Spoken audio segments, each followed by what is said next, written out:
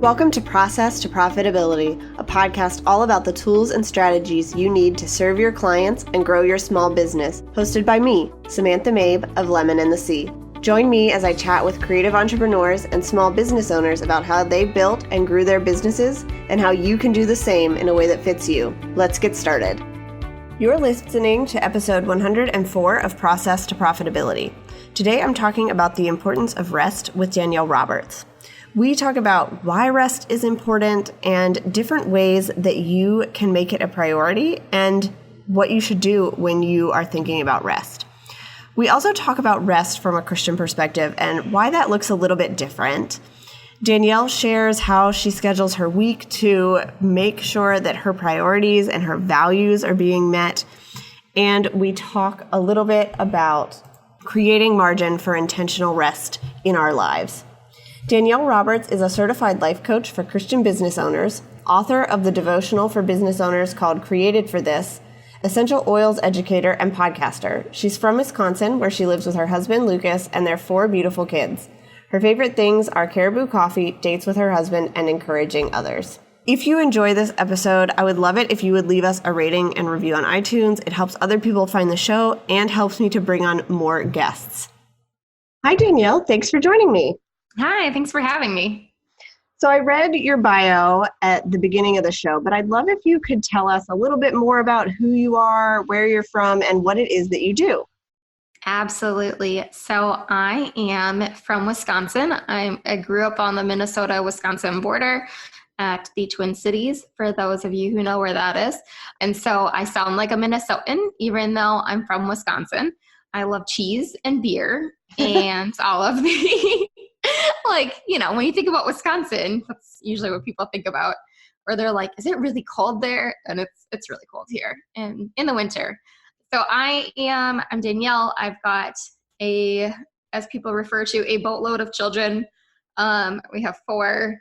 My husband and I met when we were both in the Navy, almost 10 years ago, actually.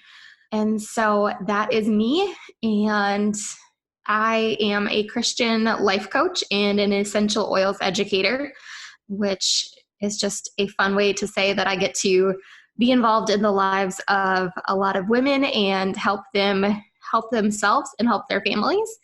And I got started in business way back in 2014. So I'm coming up on almost 5 years of being in business, which is super exciting.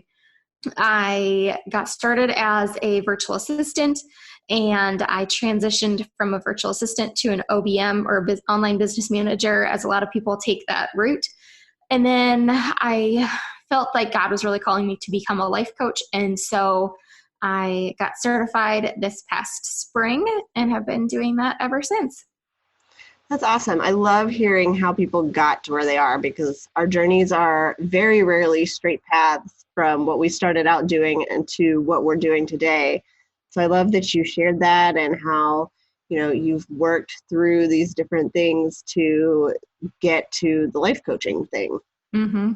Yeah, it's been really interesting and really, really fun, because when I started my business, it wasn't virtual assisting that was the virtual assisting was making me money, but I started out offering like life organization packages and business organization packages. And so it's kind of come full circle as I've been now working with people on organizing and prioritizing their schedules as a part of the life coaching.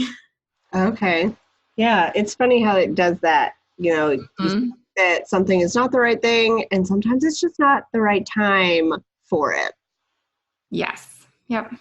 Okay. So today we're going to talk about the importance of rest as an entrepreneur. And I'm really surprised we haven't talked about this topic in the 100+ episodes that we've done so far, probably because I'm not very good at resting, but I'm really excited to jump into this today.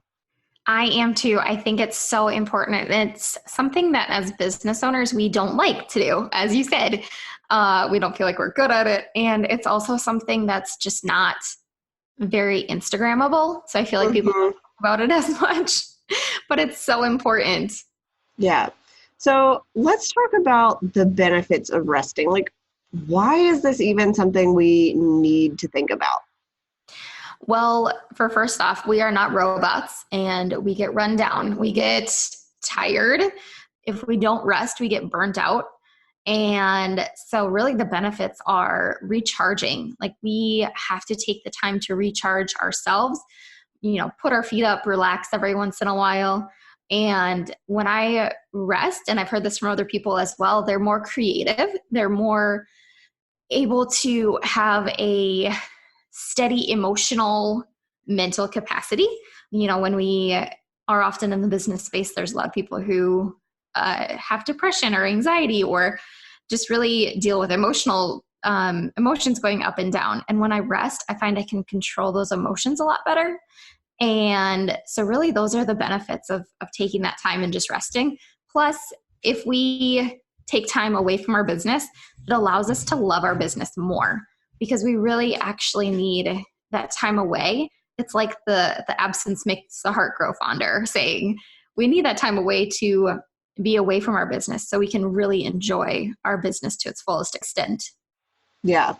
I've found in my life that when I'm stuck on a creative problem, it really helps me to kind of walk away and go take a nap or make dinner or watch a TV show and just let my brain stop thinking about it. Mm-hmm. And when I come back, I'm a whole lot more able to figure out what the solution is. Right. Isn't it so interesting how that happens? Yeah, it definitely is. And I think that rest is something that a lot of entrepreneurs are not great at. So why do you think that is? I think it's because we feel like we constantly have to be pushing in order to get the clients or the customers that we want and we need to keep going. We are often very self-sufficient, and to rest means that we're taking that time out of our business in order to take care of ourselves or take care of something else or to just rest and have downtime. And that takes us away from the business. And so we feel like we're kind of in that struggle of like, if I'm not doing this, if I'm not there, I'm not going to have business. I'm not going to have money. And we put ourselves into that scarcity mindset when really we need to be in the abundant mindset of, if we take rest, we can do this better. We can serve our clients better. We can serve our customers better, and really flip that script of like from scarcity to abundance, but also acknowledging the fact that if we take that time for ourselves, it's going to be okay. We will survive. Yeah, I think that's very true.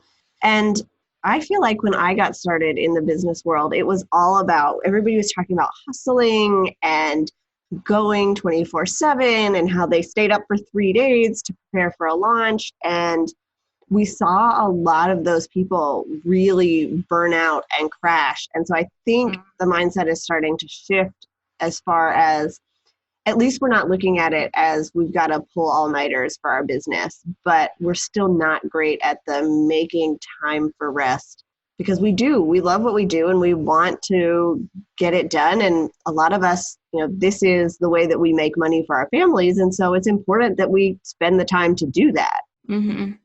And I'm very thankful to see this shift. I know Natalie Frank of Rising Tide has really been posting about rest a lot and how she's taken time away. And that's a lesson that she's had to learn in her life too.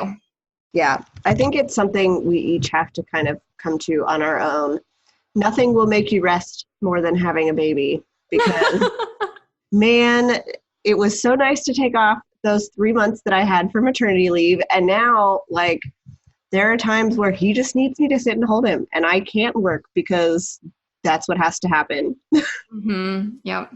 Yeah, I've been there. I usually ended up doing a lot of work from my phone, or I would write while I was holding him.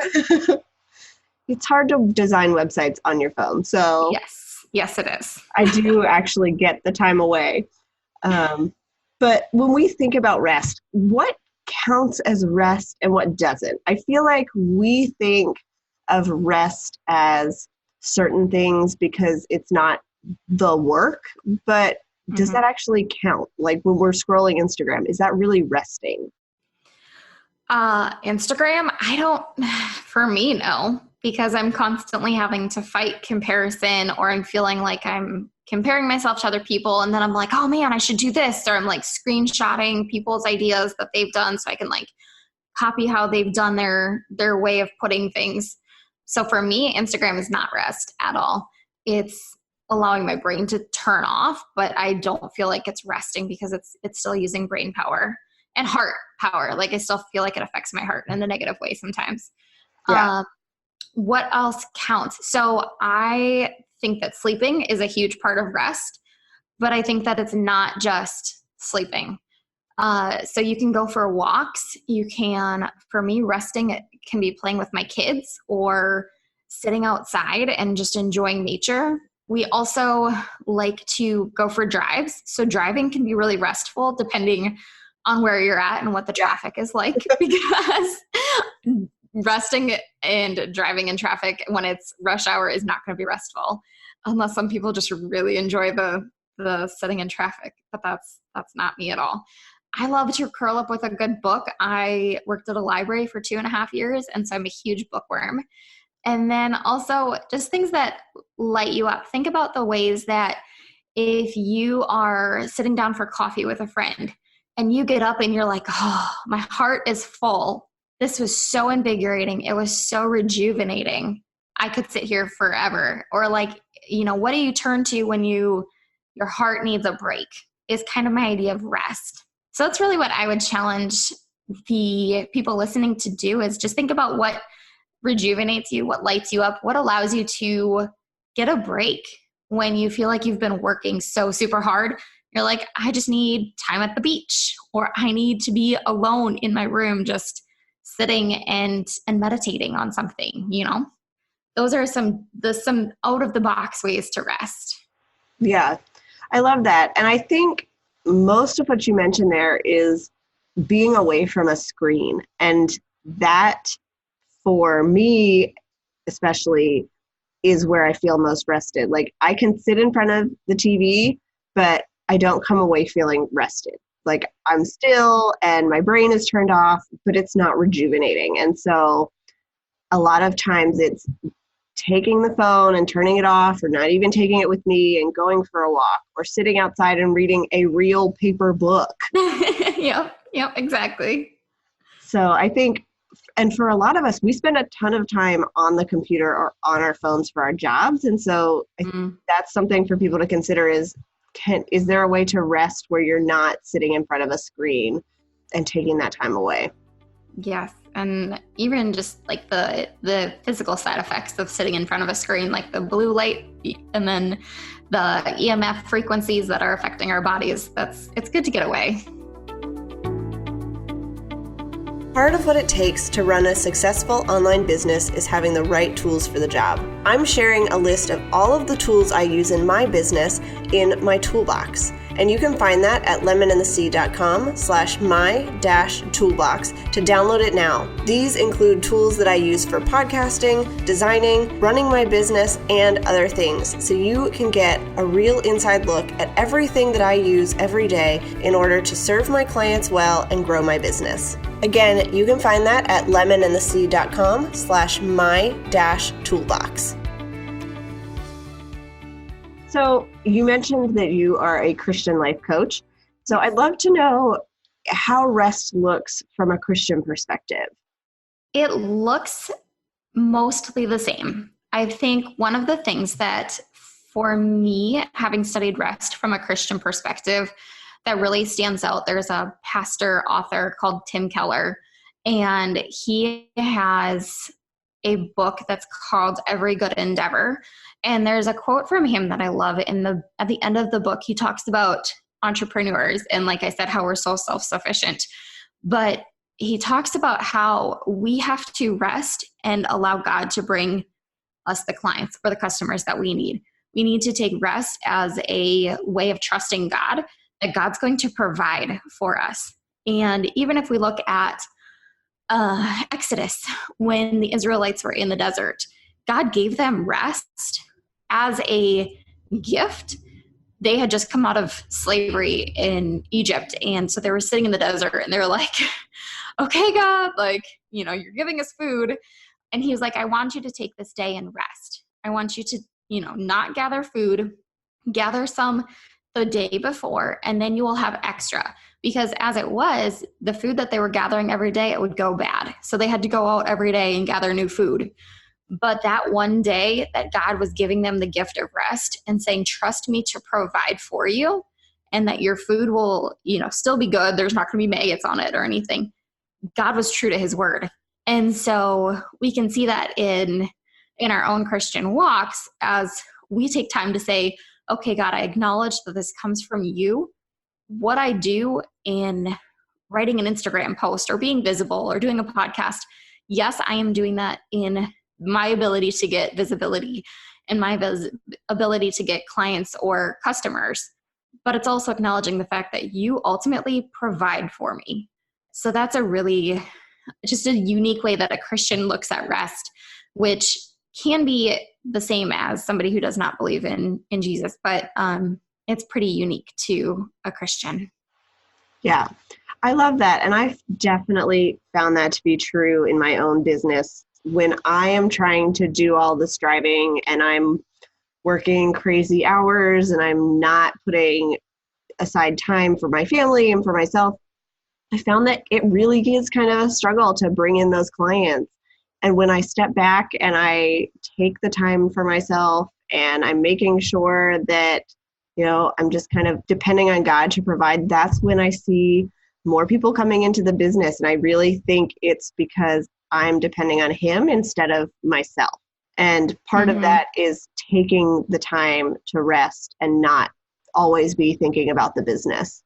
Right. And the trust factor is huge. Like, he wants us to trust us, and he's more concerned about our hearts than our businesses. So if we can get to a place where we trust God with our businesses, because that's, for me, it's huge. Like, it's another kid. Like, that's the importance in my life that it is. Yeah, it definitely is. It can be a balancing act between, how much am I going to have to do this work and put in the effort, and how much of it is trusting him. And I think for each of us, we have to figure that out for ourselves. But when you have that time to rest, you can figure out that a little bit easier because you're stepping back and you're looking at it from a distance. Right. So how do we create margin for intentional rest instead of just saying, okay, I've got an hour in the middle of my day-to-day, I'll just, go outside for a walk? How do we do this intentionally? Well, I think the keyword really is intentional. We have to be intentional about the things that we're putting on our calendar and in our schedule. When we decide what's important, what our priorities are, and what we value, then it's really easy to compare everything that we do with being intentional about taking that rest. So I love to tell my clients, find a spot in your calendar that you are going to be intentional about rest, because I love the idea that every single week we're taking downtime to rest. For me and my family, it's a whole day. We take Sundays and we just rest. But it's hard to get to that point. And you have to really say, like, this is our day. We're going to hold it sacred. So I got a Vox from a client actually on Sunday morning. And she was like, can you send this email out today? Because I still do VA work for somebody. Can you still send this email out today? Because it's my birthday and this person has given me a 10% off code today for my birthday. And I was like, oh, like, I could, it'll only take a couple minutes. But I was like, no, this is my rest day. Like, this is the day that I have set aside to rest. And so I had to tell her no, which I felt super, super bad about. And it ended up that the manufacturer had given her an extra day for the email. So I sent it yesterday. People got it. It was fine. But it was still that heart question of like, do I guard this rest day enough that I'm not going to go over my boundaries?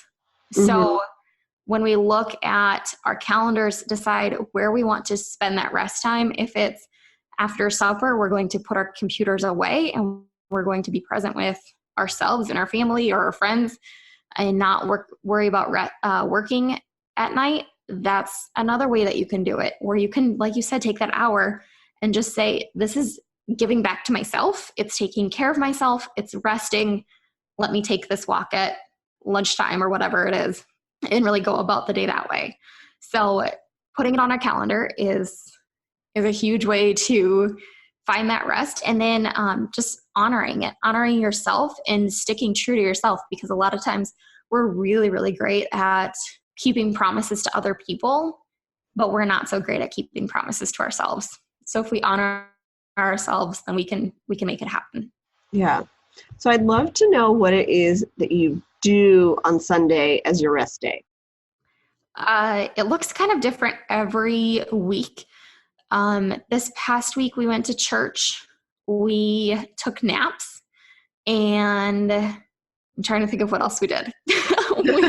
My husband likes to watch YouTube, and so sometimes it looks like watching YouTube or putting on a movie. For me, oftentimes it's reading a book or sitting down and writing. I love to write and journal. And then we go for walks, or we hang out with friends or family. We both have our parents close by, and so we'll spend time with family and just be together. Yeah.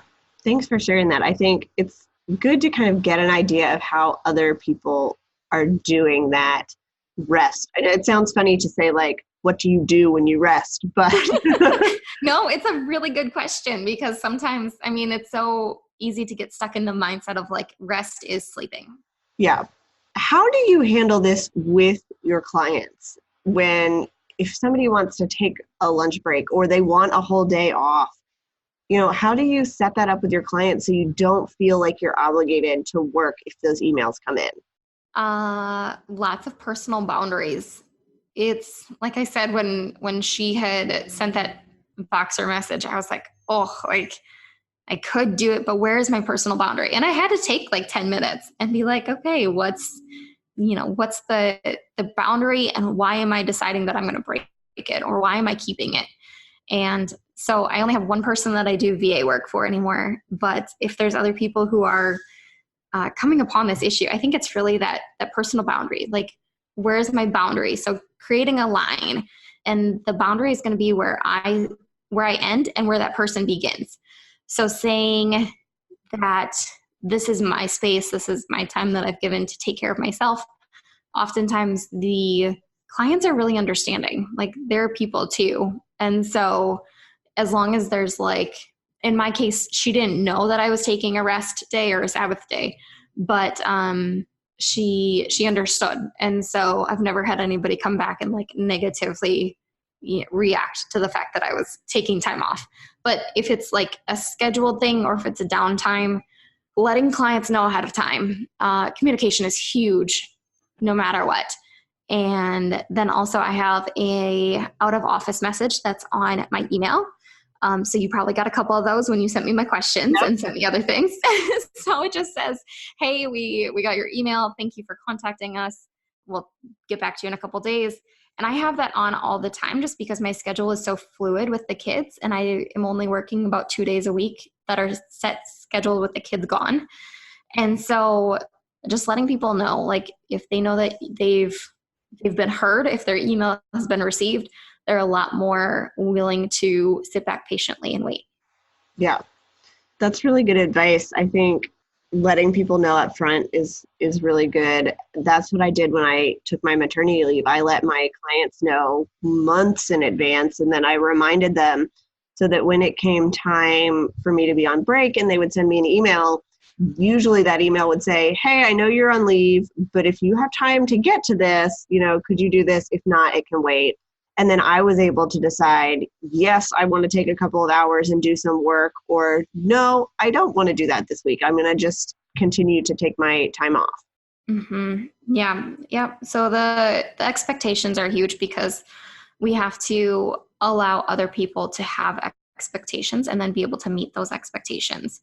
And when we are not meeting expectations, that's really when people get upset, is because they feel like they have either not been told something, or that you're not living up to what their expectations of you is.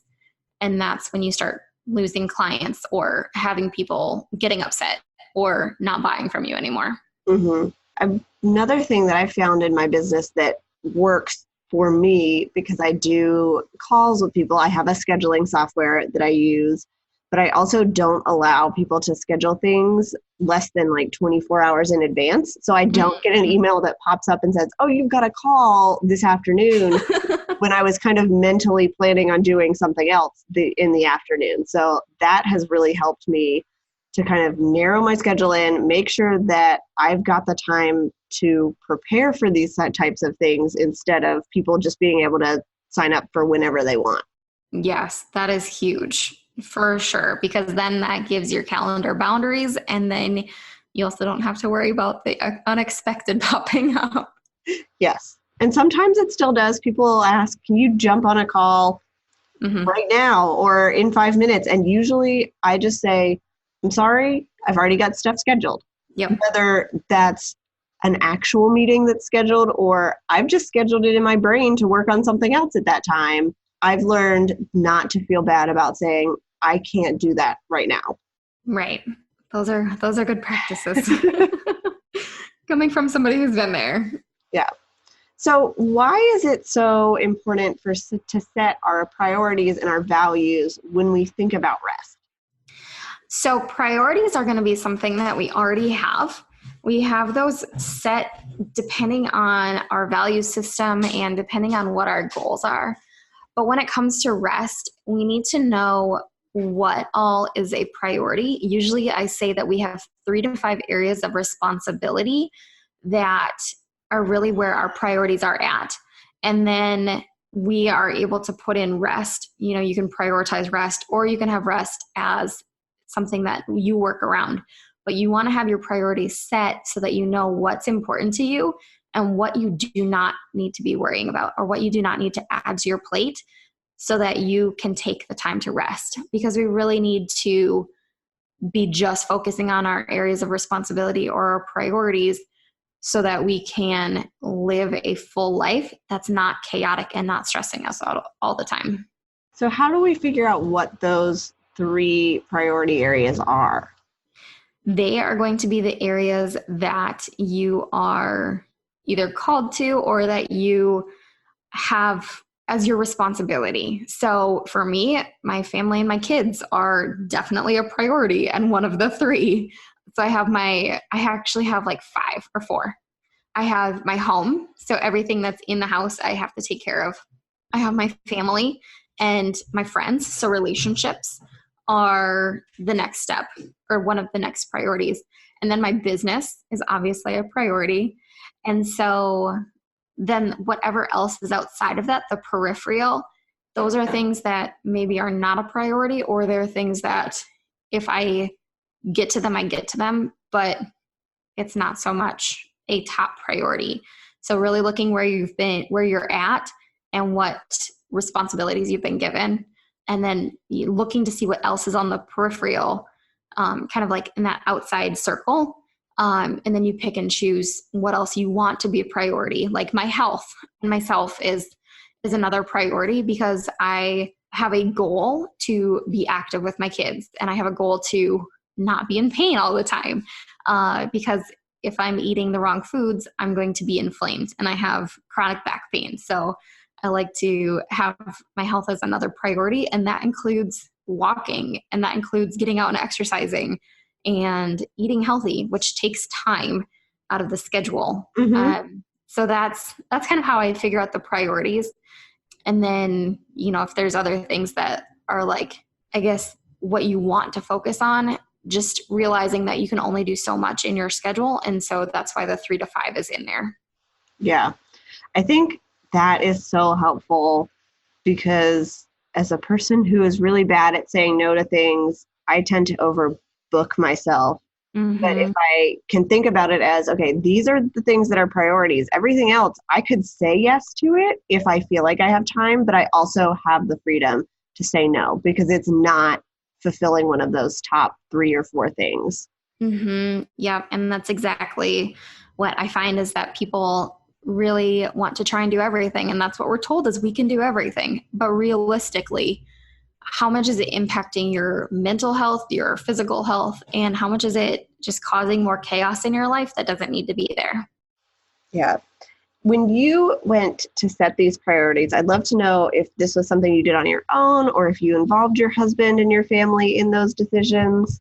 This is something that I did on my own. I have had priorities for a long time. And then a book that I recently read called Do More Better by Tim Challies, it helped me look at it differently. So the areas of responsibility is kind of his idea of the different, I could say like categories or buckets of responsibility. And so he's grouped his together. And so that's why I have mine as relationships. So the friends and family is how he has put his.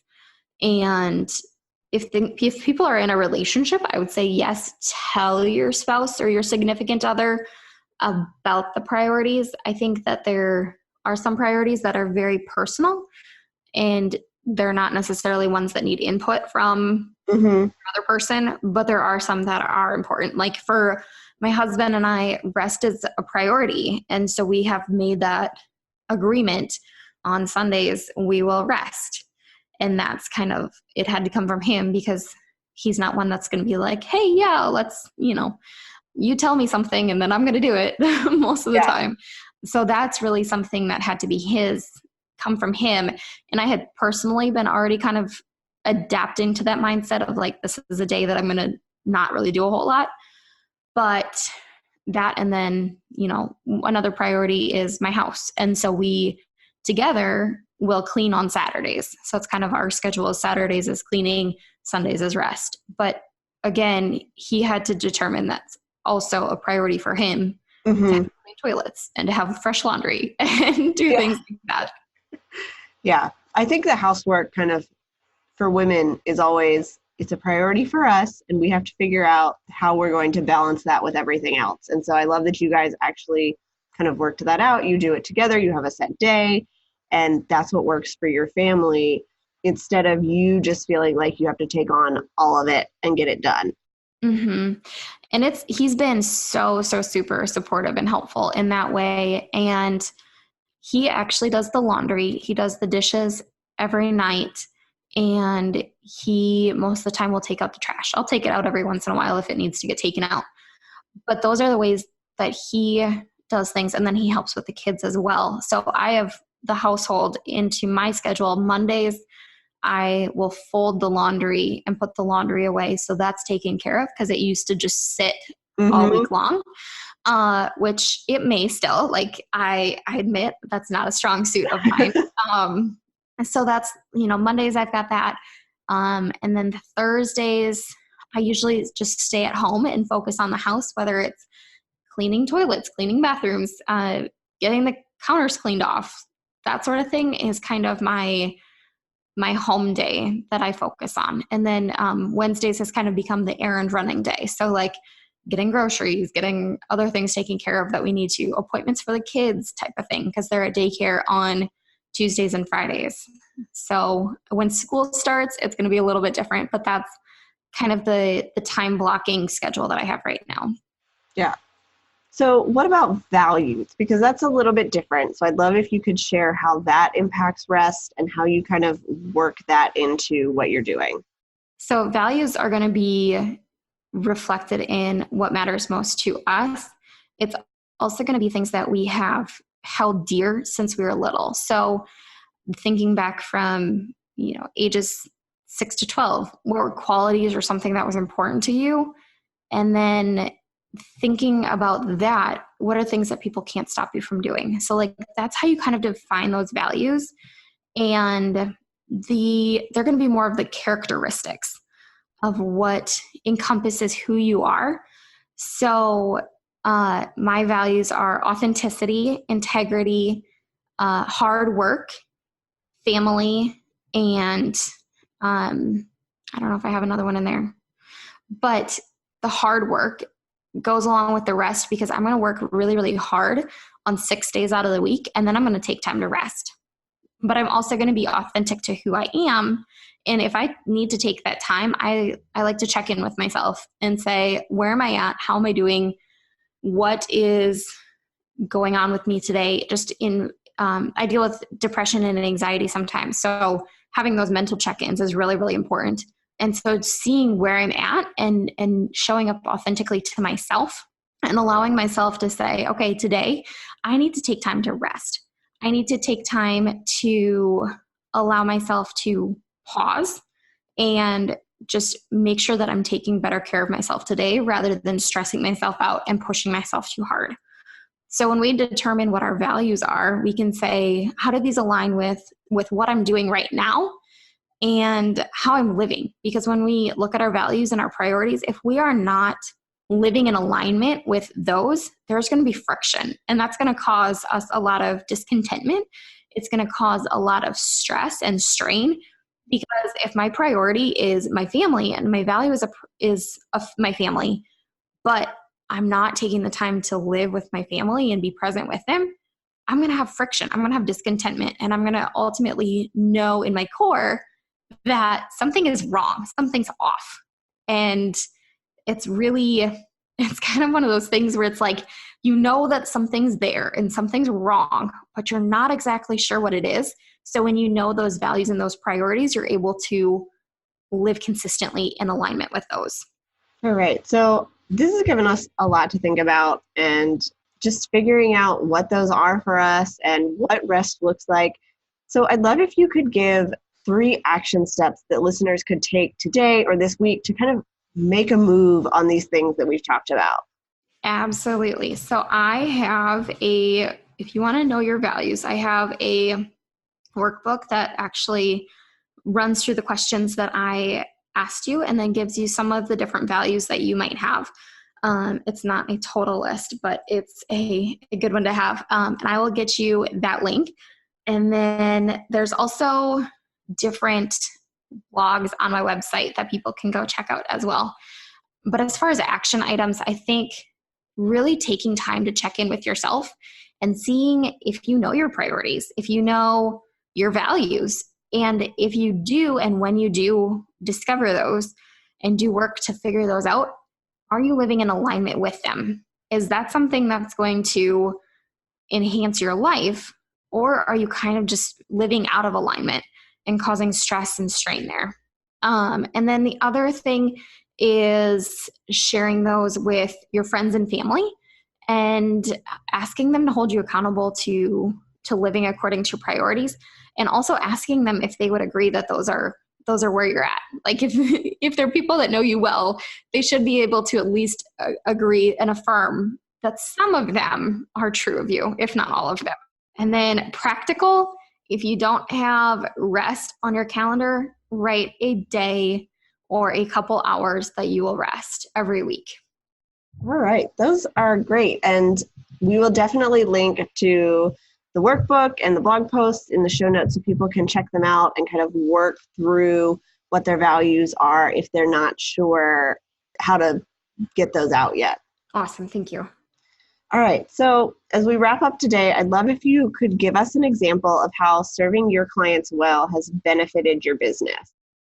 Sure. One of the biggest ways that serving my clients well has benefited my business is through growing a network. And when you serve your clients well or serve your customers well, you are going to be creating word of mouth buzz that is super, super beneficial. My business, I have not spent a ton on marketing.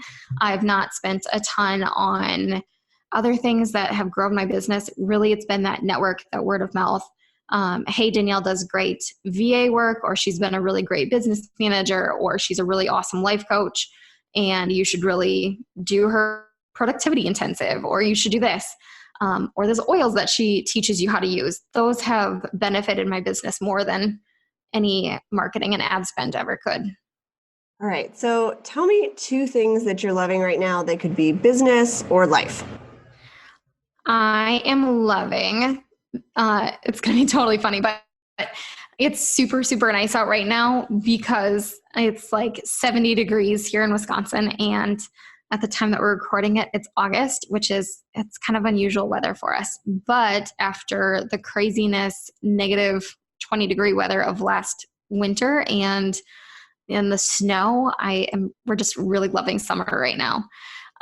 For people that have nice weather all year round. They're probably like, oh my gosh, that's so weird. And then I am also loving Young Living is the essential oils company that I represent, that I'm a distributor with. And they just came out with new eyeshadow colors, and I'm totally loving those right now. All right. So what are you excited for that's coming up in the future? I am getting my website redone. And so I'm excited for that. I've got my coaching packages that are finally going to be on the website. I've taken some time to really look at what's important to me, how I want to best serve people. And so those are going to be on the website. And I'm so excited for that. And we also have a vacation coming up at the end of August. Oh, those are both very exciting things. Yeah. Okay. So if people want to connect, where can they find you online? I love Instagram. So my Instagram is Danielle M Roberts. And then my website is DanielleMRoberts.com. All right. That sounds great. And we will link to all of those things so that people can check them out. Thank you so much for coming on the show today and talking about this with me. I think it's a really important topic that we don't pay enough attention to as entrepreneurs. Yeah, of course. Thank you so much for letting me talk about this. Thanks for listening to Process to Profitability. Please take a minute to leave an honest review in iTunes so that I can help more small business owners and creative entrepreneurs find the show.